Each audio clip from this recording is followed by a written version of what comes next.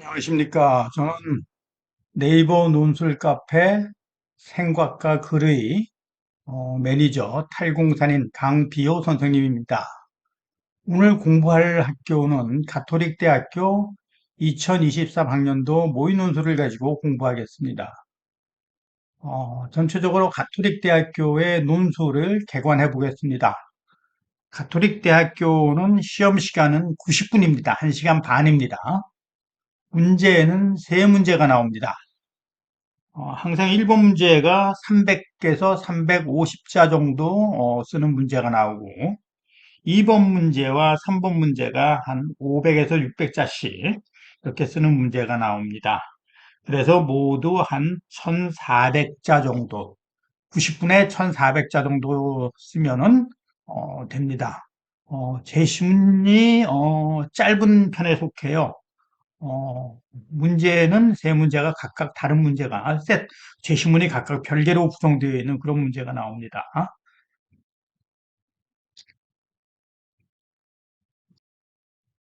자, 1번 문제부터 보겠습니다. 문항 1입니다. 항상 논술은 문제 자체가 중요합니다. 우리가 이제 논제라고 하는 이 문제 자체를 잘 봐야 됩니다. 여러분들은 문제를 갖다가 눈으로만 읽는데 절대로 눈으로만 읽어서는 안 됩니다. 항상 문제를 읽으면서 제시문도 물론 마찬가지지만 이렇게 밑줄을 쳐가면서 이렇게 읽어야 됩니다. 제시문 가를 참고하여 본부장이 배석자들을 데리고 협상장을 떠난 이유를 설명하시오. 이렇게 되어 있습니다. 띄어쓰기 포함해서 300에서 350자입니다. 자, 아, 한번 우리가 우리 글 자체에 대해서 한번 생각을 해봅시다. 300에서 350자 쓴다고 그러면은 여러분들은 모두 몇 문장이나 쓰면 될 것 같습니까? 우리 이렇게 보통 일반 주장하는 글, 논술글에서 한 문장을 쓰면은 보통 글자 수가 몇 자나 될 것 같아요. 물론 이제 그 내용에 따라서는 어, 짧은 것도 있고 긴 것도 있고 이렇게 되겠지만서도 가장 일반적으로 평균 쳐서 평균 잡아서 한 문장을 쓰면은 글자 수가 몇 자나 될 것 같습니까? 그러면은 그걸 알면은 우리가 300자를 쓸 때 몇 문장 정도 쓰면은 되는구나, 그 몇 개 문장 정도로 쓰면은 되는구나 하고 알 수가 있고 그 몇 개의 문장을 각각 어떤 제시문을 읽은 다음에 어떤 내용을 쓸 것인가를 정할 수 있을 겁니다. 그래 놓고 난 다음에 써야 되지. 어, 많은 학생들이 그냥 이렇게 그 시험 보는 것처럼 논제 대충 읽고 그다음에 제시문 읽고 다시 논제로 돌아와 가지고 어, 제시문을 다시 읽으면서 대충 이제 이렇게 어, 생각나는 대로 이렇게 그 글을 갖다 이렇게 쓰다가 보면은 글자 수를 맞추기가 힘들어요. 어, 몇 문장을 쓸 것이냐, 몇 개의 문장을 쓸 것이냐, 그리고 그 각각의 문장을 어떤 내용을 쓸 것인가를 메모를 다 해놓은 다음에 써야 됩니다. 그리고 어떤 게 이제 중요한 단어가 뭐고 빠지지 말아야 될 단어가 무엇인가 이런 거를 다 동그라미를 쳐놓고 봐야 됩니다. 그래서 문제를 갖다가 읽을 때도 항상 밑줄을 쳐가면서 가를 참고하여 참고하랍니다. 본부장이 우리가 직접 대답해야 했거든. 본부장이 배석자들을 데리고 협상을 떠난 이유를 설명하는 겁니다.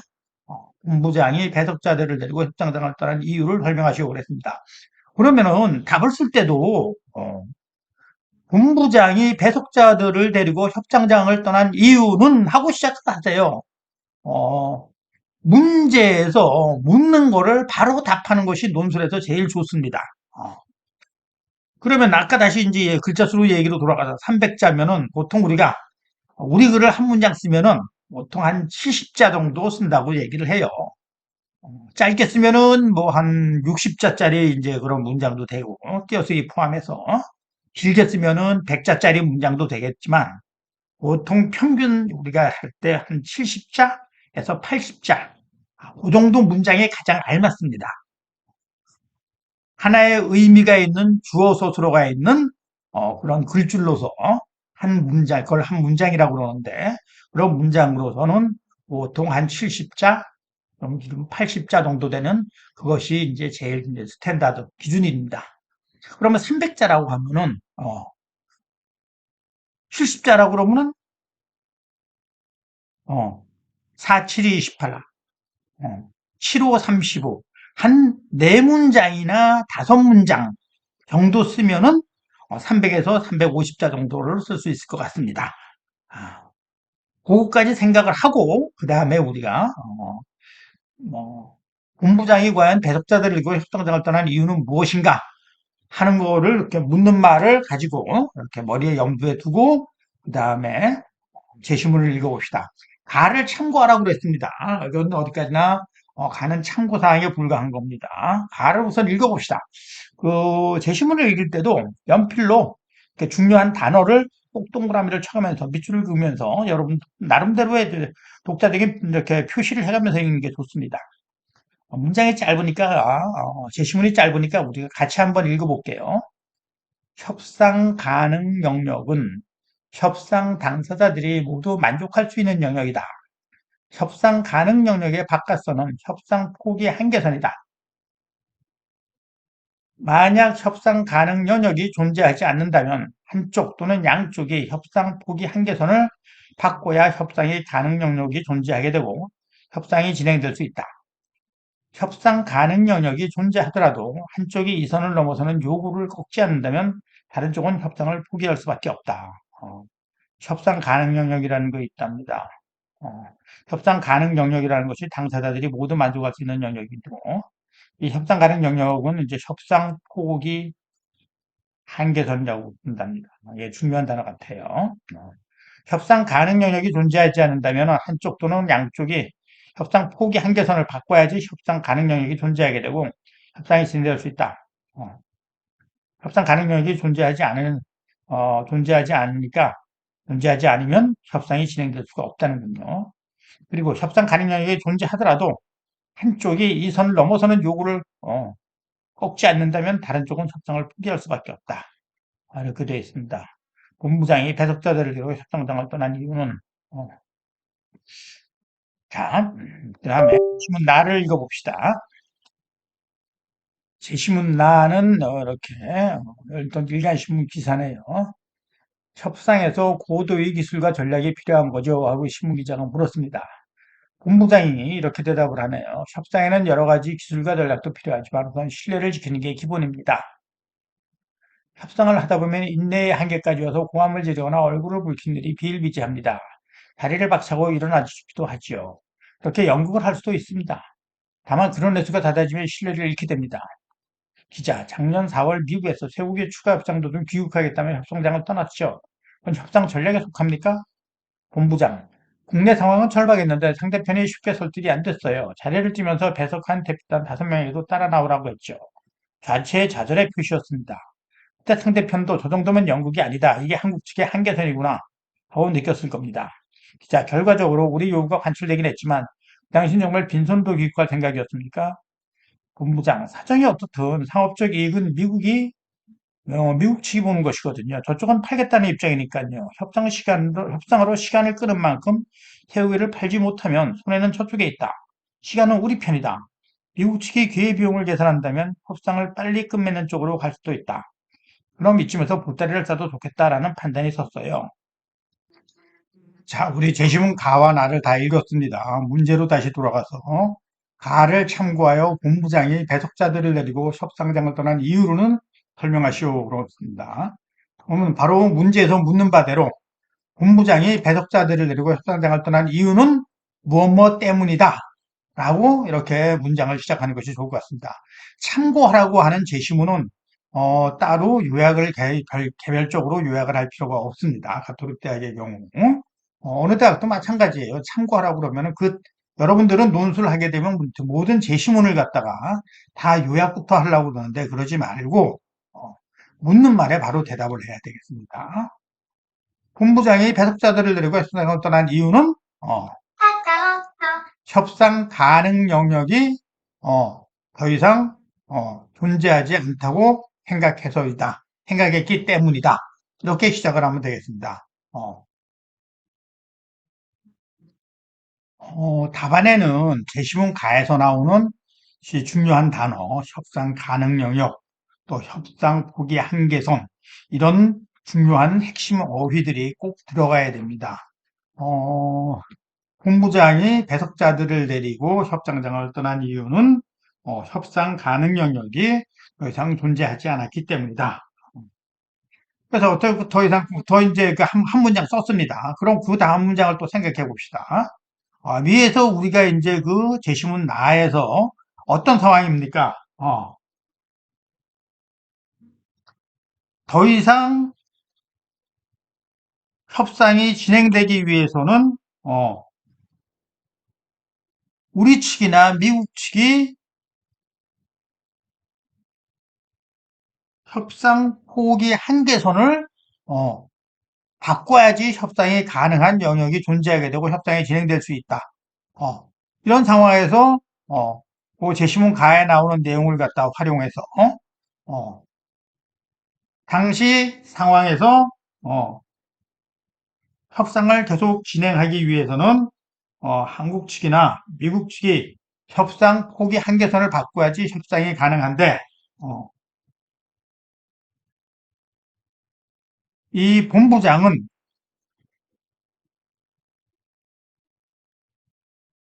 협상이 결렬될 경우 손해는 미국 측이 보는 것이라고 생각했기 때문에 미국 측이 분명히 합의를 할 것이라는 확신을 가지고 어, 그들의 협상 포기 한계선을 바꾸기 위해서 어, 협상 포기 한계선을 바꿀 것을 압박하기 위해서 어, 이렇게 배석자들을 이루고 협상장을 떠나는 일단 그런 이제 쇼를 한 것 같아요. 그 내용을 이제 그 한 네다섯 문장 정도 이렇게 정리를 하면 되겠습니다. 요 문제에 대해서 그럼 학교 측에서는 그럼 구체적으로 어떤 내용이 들어갈 것을 원하는가 하는 것을 한번 이제 그 논술 가이드북에서 학교 측의 안내를 갖다 한번 다시 한번 확인해 봅시다. 자, 학교에서 1번 문제 해설을 봅시다. 제시문과는 협상 가능 영역, 협상 포기 한계선에 대한 개념을 활용하여 협상의 진행과 결렬의 원인을 잘 분석할 수 있음을 말하고 있다. 나는 한미 간의 세월기 추가 협상 도중에 한국 측 대표단이 자리를 뜨게 된 과정을 본부장의 관점에서 잘 설명을 하고 있는데, 본부장은 한미 간의 협상 가능 영역이 없는 상태에서 미국 측의 요구가 한국 측의 협상 포기 한계선을 넘었음을 보여주기 위해서 자리를 떴고, 미국 측이 절박한 상황을 고려할 때 그러한 행동이 협상의 결론로 이어지지 않을 것이라고 생각했다고 말하고 있습니다. 자, 그래서 문제가 요구하는 바는 본부장이 배석자들을 데리고 협상장을 떠난 이유를 설명하라는 거예요. 자, 이때 가해 제시된 협상 가능 영역, 그도 얘기한 것처럼 협상 포기 한계선자는 중요한 핵심 어휘, 개념을 활용할 것을 주문하고 있는 겁니다. 협상 도중에 한국 측 대표단의 자리를 뜬 것은 협상 가능 영역이 없다는 것을 의미한다. 그렇지만 본부장이 협상의 결렬을 원하거나 예상한 것은 아니다. 자리를 뜸으로써 미국 측의 요구가 한국 측의 협상 포기 한계선을 넘었음을 보여줄 수 있다. 그리고 미국의 상황을 볼 때 결국은 미국 측이 협상 포기 한계선을 바꿈으로써 협상 가능 영역이 생겨나게 될 것이라는 것을 답안에 포함해야 된다라고 얘기하고 있습니다. 어, 그래서 예시 답안을 봅시다. 자, 쇠고기 추가 협상에서 우리 측이 본부장이 협상장을 박차고 일어난 것은 협상 가능 영역이 더 이상 존재하지 않았기 때문이다. 존재하지 않았다는 뜻으로 볼 수 있다. 이 상황에서 협상을 계속 진행하려면 우리 측이나 미국 측이 협상 포기 한계선을 바꿔야 한다. 본부장은 협상이 지연되거나 결렬되면 미국 측의 손해가 크기 때문에 미국 측이 합의를 더 절박하게 원한다고 판단했다. 어, 미국 측의 상황이 정말 그렇다면 우리 측이 협상 포기 한계선을 바꿀 수 없다는 것을 보여주어서 미국 측이 협상 포기 한계선을 바꿀 수 않을 수 없게 압박하는 것이 하나의 방법이다. 그래서 본부장은 협상 결렬을 선언한 것처럼 배석자들을 들고 자리를 뜬 것이다. 라고 썼습니다. 모두 23자네요. 323자를 학교에서 예시답안으로 그렇게 했는데 모두 몇 문장인가 봅시다. 우선 여기서 한 문장, 그 다음에 두 문장, 세 문장, 네 문장, 모두 다섯 문장이네요. 다섯 문장 써서 이렇게 323자를 썼습니다. 그 학교에서 이제 하는 내용을 갖다가 이제 요구하는 내용을 다 이제 잘 반영을 했습니다. 어, 자, 논술 공부가 이제 여러분들 처음인 분들일 테니까, 자, 지금까지 1번 배운 거를 기초로 해서 여러분들이 한번 써보세요. 그러고, 어, 네이버 논술 카페 생각과 글에 가면은 첨삭 프로그램이 있어요. 그 첨삭 프로그램에 참여하고 싶은 사람들은 그 메일로 써서 이렇게 여러분들이 답을 쓴 것을 보내면은 선생님이 어, 과연 그것이 학교 측의 요구사항에 부합하는 건지 제대로 썼는지 그런 것을 검증을 하고 첨삭을 해가지고 더 어떻게 수정해서 더 완벽한 합격할 수 있는 답안을 만들 수 있을까 하는 것까지 이렇게 첨삭을 해가지고 강의까지 이렇게 해서 다시 여러분들한테 보내주도록 하겠습니다. 그래서 몇 번, 두세 번 주고받으면은 거의 이 가톨릭 대학교의 1번 문제 같은 경우, 그걸 갖다 완벽한 그런 답을 쓸 수 있는 그런 게 될 겁니다. 어, 그래서 1번 문제는 이렇게 이런 식으로 이제 마무리를 하면 되겠고요. 그럼 그 다음에 2번 문제로 한번 넘어가 봅시다. 자, 2번 문제의 논제부터 또 봅시다. 제시문이 3개네요. 가나다 3개가 있습니다. 가의 주장을, 가에서 무슨 주장인지 아직 그 내용은 모르죠. 제시문 안 읽어봤으니까. 가의 주장을 나와 다를 통해서 비판하시오. 그랬어요. 비판하라는 거는 가의 주장이 뭐가 잘못되었는가 하는 것을, 그 잘못된 것을, 그 제시문 나와 제시문 다를 근거로 해서 그 잘못된 것을 지적해봐라 하는 그런 얘기입니다. 전체적인 답안의 기본 틀을 한번 잡아볼게요. 문제만 보고. 우선 비판의 대상부터 써줘야겠죠. 가의 주장을 정리를 해줘야 될 것 같습니다. 가는 뭐라고 주장한다. 또 그렇습니다. 이 주장은 잘못되었다. 왜냐하면 재심은 나에서 보다시피 이러저러 하기 때문이다. 또 재심은 다에서 이렇게 저렇게 얘기하는 것으로 보아서도 재심은 다의 주장은 잘못되었다. 한 500자에서 600자 정도 쓰라고 합니다. 이럴 경우에는 아까 한 70자 정도라고 얘기했으니까 7, 8에 56, 한 8문장? 한 그 정도 쓰면은 이제 아마 답이 이제 될 것 같습니다. 그럼 우선 가의 주장 2문장, 그 다음에 가해 주장이 왜 잘못되었는가를 제시문 나의 내용을 근거로 해서 세 문장 쓰고, 또 제시문 다의 내용을 근거로 해서 가해 주장이 이런 부분이 잘못되었다는 것을 또 세 문장 쓴다. 그럼 모두 8문장 되겠습니다. 그러면은 대충 이렇게 답안에서 요구하는 500에서 60자 정도가 될 것 같습니다. 자, 2번 문항의 제시문을 한번 읽어봅시다. 제시문 가입니다.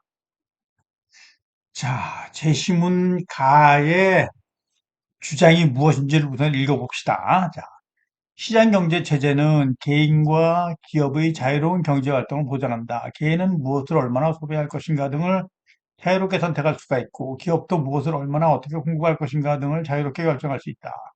이처럼 개인이나 기업이 자신의 의사에 따라 수요와 공급을 자유롭게 선택할 수 있기 때문에 이들은 자신의 이익을 극대화하기 노력한다. 결과 개인은 소비를 통한 만족감을 극대화할 수 있고 기업은 공급을 통한 이윤을 극대화할 수 있다. 이처럼 시장 경제 체제에서는 개인과 기업이 경제 활동의 중심이 되어 자신의 이익을 추구하며 수요와 공급에 관해 자유롭게 의사결정을 함으로써 사회 전체의 이득을 가져온다. 아하, 자유경제 체제를 갖다가 지금 시장경제 체제를 이렇게 찬양하는 그런 글이네요. 시장경제 체제는 개인과 기업이 경제활동의 중심이 돼서 개인이 자신의 이익을 각자 자신의 이익을 추구하면서 수요와 공급에 관해서 자유롭게 의사결정이 됨으로써 사회 전체의 이득을 가져온다. 그러니까 시장 경제 체제가 사회 전체의 이익을 가져온다. 개인과 기업들이 이렇게 서로 자유롭게 수요와 공급을 선택할 수 있게 되는 것다. 어, 어. 자, 그러면은 제시문 가해 주장은 우선 시장 경제 체제가 개인과 기업의 자유로운 경제 활동을 보장해서 사회 전체의 이익을 가져올 수 있다고 주장한다. 어, 개인은 만족감을 최대한으로 추구하고 기업은 공급을 통해서 최대한의 이윤을 추구함으로써 사회 전체의 이익이 된다라는 뭐 이제 그런 얘기입니다. 근데 그걸 이 주장이 잘못되었다는 것을 갖다가 우리가 이제 재심은 나와 다를 통해서 비판하는 겁니다. 그럼 재심은 나를 봅시다. 남산 아래 묵적동에 살던 허생전이네요. 10년을 기약하고 공부를 시작하지만 돈을 벌어오라는 아내의 독촉을 이기지 못하고 집을 나서 한양 최고의 부자인 변 씨를 찾아가 만냥을 빌린다. 허생은 곧바로 경기도와 충청도의 경계이고 충청도, 전라도, 경상도로 들어가는 길목인 경기도 안성으로 내려갔다. 그래서 그는 대추, 밤, 감, 배 등의 과일을 시설에 곱절 가격으로 모조리 사들였다. 허생이 과일을 사들이는 바람에 백성들로부터 양반에 이르기까지 연회를 열거나 대사를 지낼 수 없었다. 얼마가 지나자 허생에게 과일을 곱절의 가격으로 팔았던 장사치들이 드디어 10배의 가격으로 되사가게 되었다. 결과적으로 허생은 상품의 공급자로서 많은 이득을 얻었지만 이로 인한 고통은 온전히 이 물건들을 필요로 했던 수많은 백성들에게 돌아가게 되었다. 허생이 독점을 해가지고 시장 독점에서 이익을 많이 얻은 그런 사례를 갖다가 얘기하네요. 어, 시장 경제 체제에 그대로 맡겨놓으니까 이런 허생 같은 사람이 중간에 독점을 해서 이렇게 시세를 조정을 하는 바람에 그래서 재시문가에서 말하는 것처럼 이렇게 자신의 이익을 추구하고 수요와 공급에 관해서 자유롭게 의사결정을 함으로써 사회 전체의 이익을 가져온다라는 그런 얘기는 좀 틀린 것 같습니다. 이런 과의 독점이라는 이런 문제가 생기네요. 그리고 또 재시문 다를 또 봅시다. 통행이 자유로운 거리에 설치된 가로등은 비용 지불 여부와 관계없이 누구나 이용할 수 있다. 가로등을 설치하는데 돈을 낼 만한 사람이 낸 사람만 이용하게 할 수도 없고 이용하는 사람이 늘어난다고 해서 그것이 제공하는 혜택이나 소용이 줄어들지 않는다. 경찰이 제공하는 치안 업무도 마찬가지이다. 일단 국가에서 경찰을 조직하여 치안 업무를 맡기면 누구나 판본 혜택을 받는다. 일단 누가 더 경찰의 보호를 받는지 가리는 것은 어려운 일이다. 이처럼 사용한 만큼 부담하기 어렵고 사용을 제한하기도 어려운 서비스의 경우 사람들은 돈을 지불하지 않고 이용하려고 한다. 시장에 맡길 경우 이러한 서비스는 제대로 공급이 어려울 뿐만 아니라 그 유지도 어렵게 된다. 더욱이 이들 서비스는 사회 전체적으로 반드시 공급이 이루어져야 한다는 점이 문제가 된다. 사회 전체적으로 반드시 공급이 이루어져야 한다는 이런 것들이 시장 경제에 내버려 시장 경제에 맡겨주면은 어, 서비스가 제대로 공급이 어렵고 유지도 어렵다라는 이제 그런 얘기를 하네요. 가로등과 경찰 업무 같은 거를 예를 들어서. 그러니까 이 사례를 보았을 때도 제시문 가에서 말하는 자유경제체, 시장경제체제가 이제 잘못되었다라는 걸 갖다가 이제 하면 됩니다. 아까 얘기한 것처럼 우선 제시문 가의 내용을 두 문장 쓰고 이러한 제시문 가해 내용은 가해 주장은 잘못되었다. 왜냐하면은 제시문 나에서 보다시피 어, 시장 경제에 이렇게 사람들에게 개인과 기업에게 이렇게 임의대로 맡겨놓으면은 어, 어, 독점이라는 그런 이제 문제가 생겨서 어, 전체 전체적으로는 사회에 해가 끼치는 이런 사례가 발생했기 때문이다. 또 세심은 다를 통해서 보더라도 이런 시장 경제 체제는 잘못되었다. 왜냐하면은 사회적으로 반드시 공급이 이루어져야 하는 이런 가로등이라든가 이런 치안 업무 같은 이런 경찰 업무 같은 것이 어, 시장에 맡겨놓을 경우 서비스가 제대로 공급이 어려울 뿐 아니라 그 유지도 어렵게 되기 때문이다라는 내용을 쓰면 되겠습니다. 자, 학교의 예시 답안을 한번 봅시다. 어떻게 썼는지. 가에서는 시장경제체제가 개인과 기업의 자유로운 경제활동을 보장함으로써 사회전체의 이득을 가져올 수 있다고 말한다. 한 문장 썼네요. 정확하게 이제 제시문 가해 주장을 읽을 수 있습니다. 어떻게 해서 그렇게 그 사회전체의 이득을 가져오느냐? 자유로운 경제활동이. 개인은 수요를 통해 만족감을 최대한으로 추구하고 기업은 공급을 통해서 최대한의 이윤을 추구함으로써 사회 전체의 이익을 높이는데 이바지한다는 것이다. 아, 두 문장 딱 썼네요. 내가 선생님이 말한 것처럼. 자, 이제 비판할 차례입니다. 그러나 나에서 허생이 시장에 공급되는 물건을 독점함으로써 자신의 이윤만 극대화하고 수많은 백성들에게 피해를 주었기 때문에 결과적으로 사회 전체의 이득이 높아졌다고는 할 수 없는 것이다. 나로를 가지고 한 문장 이제 이렇게 비판을 했습니다. 또 이것은 또 이어서 다에서는 개인을 위해서 필요한 서비스가 적절히 공급되지 못한 상황이 제시되고 있다. 사람들에게 거래에 가로내나 경제를 취한 서비스가 반드시 필요하지만 소비자가 이 서비스를 누릴 만큼의 비용을 지불하는 것이 아니기 때문에 합당한 이윤을 얻을 수 없는 공급자들이 해당 서비스를 공급하지 않는 것이다. 그래서 또 단통 문장 썼어요. 이 경우에도 시장경제체제가 적절히 작동했다고 할 수 없다. 그 다음에 따라서 나와 다를 볼 때 가해주장과 달리 시장경제체제가 항상 사회 전체의 이득을 가져오지 않는 것을 알 수 있다. 그래서 526자를 썼습니다. 어, 학교에서는 우선 제시문 가해 주장을 두 문장, 그 다음에 나의 주장으로 봤을 때, 나의 사례로 봤을 때, 제시문가가 왜 틀렸는가, 또 나의 사례로 봤을 때, 왜 틀렸는가. 그래서 결론적으로, 묶어선 맨 나중에, 따라서 나와 다를 볼 때, 가해 주장과 달리 시장경제체가 항상 사회 전체의 이익을 가져오는 것은 아니라는 것을 알 수 있다 해서 이렇게 마무리를 했습니다.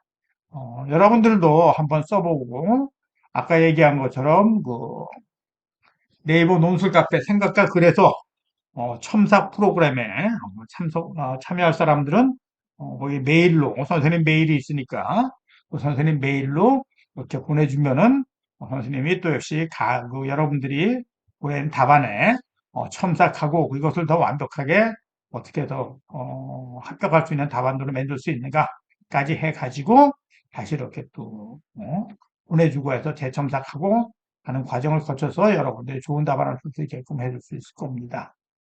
자, 오늘은 이렇게 한 27분, 한 30분 정도에 걸쳐서 1번과 2번의 논술 문제를 갖다가 가톨릭대학교 23년도 모의 논술 1, 2번을 한번 해결을 해봤습니다.